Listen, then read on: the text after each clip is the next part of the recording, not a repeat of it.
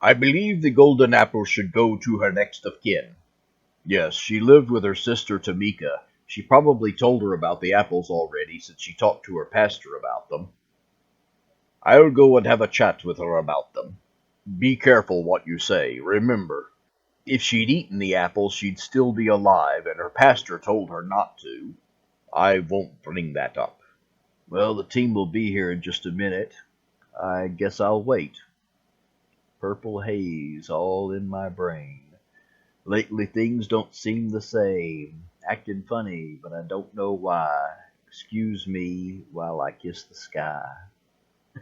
Purple haze all around. Don't know if I'm coming up or down. Am I happy or in misery? Whatever it is, that girl put a spell on me. I can't believe I still remember all that.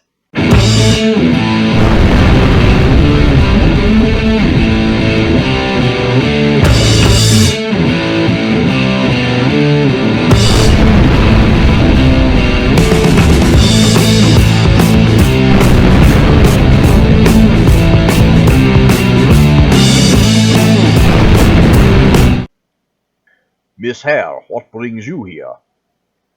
A young woman was gunned down while working on art for an anti-gun rally. I think that's news, and doing this story gives Miss Treadwell one last chance to get her message out. What brings you here, Doctor? I just wanted to talk to Miss Treadwell about collecting some of her sister's belongings. I can come back another time. Wait, Dr. Wyrd, don't go. I've been wanting to talk to you. Janet told me a lot about you. Would it be better if I come back another time? I don't know, Miss Hare. Your time is valuable, too. Can you just tell us how long this is going to take? About an hour. That's fine. I'll come back in 2 hours. Thank you. Did your sister leave something important at work? All of the suspects were extremely belligerent during their interrogations. They all said that when their cult's plans were complete, the whole city will suffer. We learned more by talking to their parents and looking through their phones. I'm surprised their phones weren't burnt up. The phones they had on them were destroyed, but they had others. Our next step is to investigate this cult the kids are in. We think we know where they meet, but we don't have enough information to arrest anyone yet. We need to get more. I'm really torn about who to send on this assignment. Shadow, you and Infiltrator are best equipped for undercover work, but given the powers of this cult, I'd prefer to send Lee and Mike. They have the best chance of getting out alive if something goes wrong. Yeah, well, I'm sorry to be blunt, but they're also the ones most likely to screw it up. Send me and Lee. Lee? What? Billy, this is the thing my powers are good for. You said I should call myself Infiltrator. I know, but you're just not ready. And Lee is? It's like Mr. Argent said, if things go wrong, I want someone there who can fight our way out. What about me? Mike, I know we go way back, and I want you there, but this is fire, man, and I want someone who can heal me if I need it. Yeah, I get that, but Lee passed out when he healed Kim. Shadow, I agree with you. You and Paladin are going, but Infiltrator needs to get experience, so I'm sending her too. Shelley, follow Shadow's lead. I have confidence in your abilities, but this is your first real mission, and you're there to learn. Yes, sir. Swansong, Gadget, Predator, go on and hit the streets. The rest of you, we need to come up with our cover stories and a plan to approach this cult. Miss Hare, do you need more time? No, I've been waiting for you. Is it true that Janet had a golden apple that could have saved her? Yes, it's true. It's true that the apple could have saved her, but she had her reasons for not eating it. I'm here to offer the apples to Tamika because she's her next of kin. Is it true that she didn't eat them because her pastor told her they were satanic? No, that's not quite true. Not quite? What do you mean it's not true? And do you mean it's not quite wrong either? Can we discuss this without recording? You look completely different, Shelley. Why aren't you in disguise, Billy? First, don't use our real names. We're D and Vander. What's your cover name again? Adder Black. Yeah, we're all named Black. We're brothers and sister. No one's gonna believe I'm your brother. You're both so light compared to me. You get more sun than we do. You're the mailman's kid. Well, why didn't you at least make your hair dark? I'm the one who doesn't dye his hair, okay? Look, I don't need a disguise, 'cause no one is gonna recognize me. Let's just get to work. So we're just gonna sit here till we see someone with a red vest? That's how a stakeout works. But if we're expecting them to visit that store, why can't we wait inside the store? 'Cause if we hang around inside the store all day, someone will notice us, and when we walk up to the people in red vests, it'll look suspicious. Hey, here comes one of them now. Yeah, we'll stand there and point at him, shouting, so we'll be sure to notice you. Sorry, I don't think he noticed me. It's cool. Let's just go down there and act like we're all excited about satanic crap. Janet told me that her pastor wanted the apples destroyed because they were satanic, but I convinced her that he was wrong. She was going to eat the apple, but changed her mind when she realized that the effects would conflict with her vocational plans. Vocational plans? Yes, she hoped to be a missionary one day. I know Janet wanted to be a missionary. Why would the apple keep her from doing that? The apple gives those who eat it unnatural charm. As a preacher, she would draw disciples to herself rather than the gospel. The apple offers a form of immortality, but Janet couldn't face living without following the calling she felt. I think that for her, she made the right choice. A person can never feel fulfilled if they turn their back on their vocation. Oh man, I know that knock. That's Dr. Reverend Lovegold, our pastor. Dr. Wyrd, just please don't get into an argument with him. Wow, she threw away immortality to be a missionary and died while working to stop gun violence.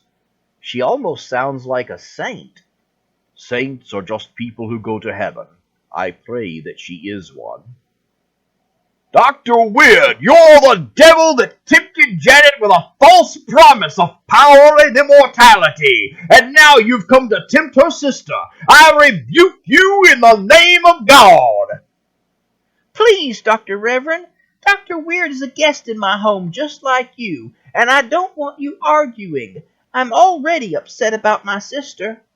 Well, if he tries to tempt you with those apples, you bring them to me so we can destroy them. You don't need anything that comes from the devil. And don't you bring him into my church for the funeral either. He ain't welcome on no holy ground. I'm really sorry about that, Doctor. I just hate that.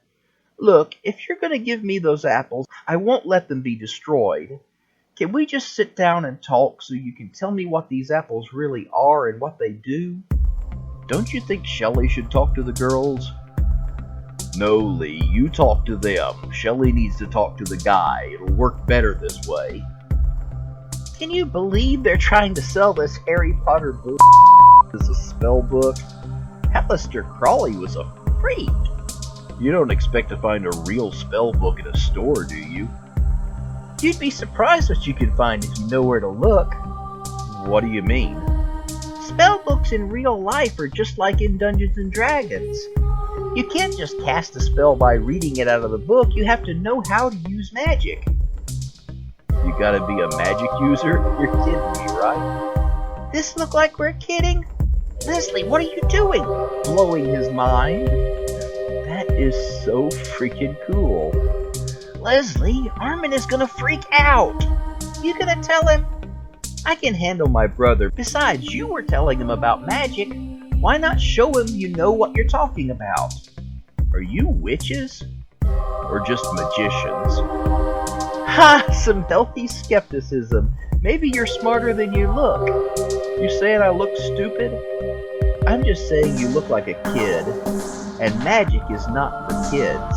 So tell me, are you mature enough for the real thing? Hey Adder, we're ready to go. You find anything? Who's this? My brother. Your name's Adder, like the snake? That is cool. Yeah, my parents named me after a British comedy, a show called Black Adder. I'm Adder Black.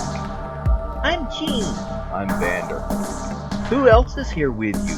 Our sister. She's over there by the game stuff. You guys play Dungeons and Dragons? Yeah, you? Who's that guy with her? That's Jean's brother, Jay.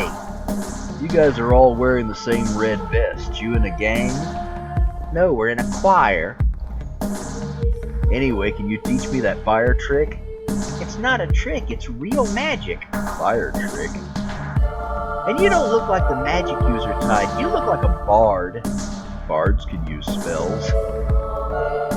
We can't teach it to anyone outside our group. Your choir? Our coven. Come on, Adder. That guy's getting on Dee's nerves. Let's go. I'm sorry, I gotta go. He's my ride. I live all the way in Inslee. Can I call you? You live in Inslee? I can give you a ride.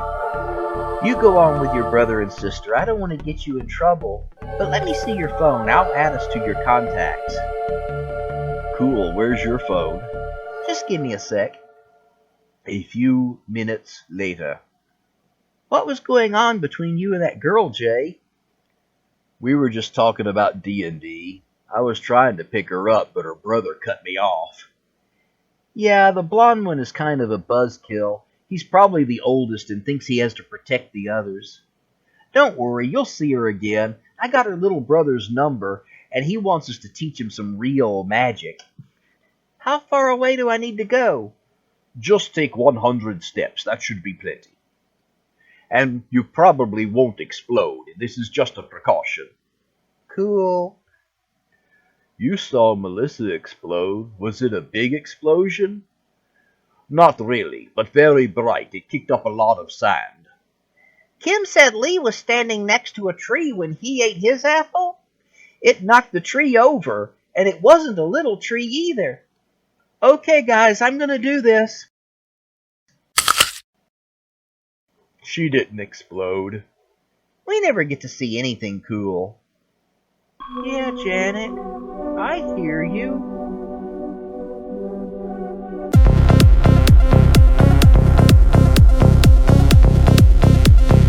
Now click. And click this too, because that first one doesn't do anything except let you click this one. This one does stuff. This part's really important. Then leave a comment. I'd love to hear from you.